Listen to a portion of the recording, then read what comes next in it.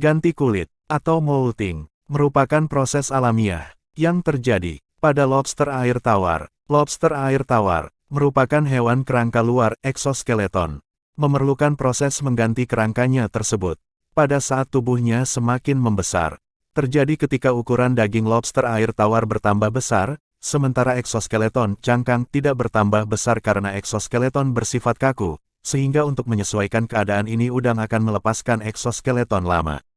Proses molting terbagi 3 tahapan.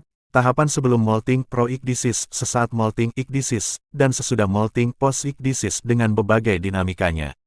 Struktur cangkang pada lobster proikdisis memiliki struktur yang lengkap dan ketebalan cangkang yang paling tinggi. Unsur penyusun cangkang seperti C, O, N, dan K paling banyak ditemukan di dalam cangkang.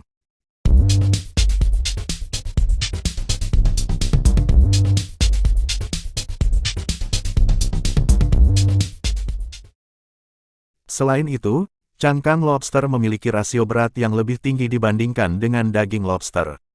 Cangkang lobster postikdisis memiliki rasio berat cangkang tertinggi, sedangkan pada lobster ikdisis memiliki rasio berat daging yang paling tinggi. Proses molting ini memerlukan energi dan nutrien yang cukup, baik untuk cadangan makanan di saat lobster melakukan molting ataupun untuk pembentukan cangkang yang baru.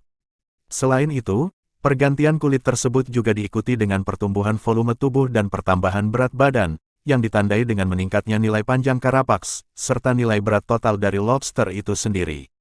Molting terjadi akibat dampak dari proses hormonal dalam tubuh udang.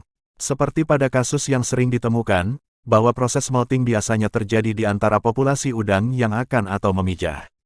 Perlu diketahui, bahwa siklus molting dapat terganggu karena stres yang secara signifikan terjadi pada krustasea, seperti contohnya ketika kolam pemeliharaan terlalu sering dikuras. Proses molting yang terganggu juga dapat menghambat proses bertelur krustasea. Fase kritis ketika molting adalah saat kutikula yang baru tumbuh pada tubuh dan berinteraksi dengan lingkungan eksternalnya. Terdapat 3 tahap yang terjadi setelah proses molting, di antaranya adalah 1. Postmolt. Pada fase ini, krustasea sedang dalam masa pemulihan dari proses molting sebelumnya.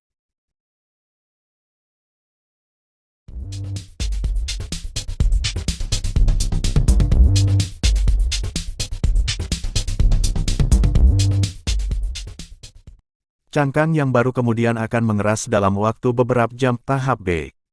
2. Intermolt. Pada fase statis ini, kutikula dari krustasea dalam keadaan fungsional.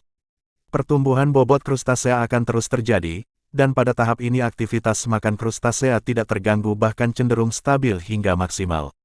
3. Premolt. Pada fase sebelum molting ini, krustasea mempersiapkan tubuhnya untuk proses molting selanjutnya.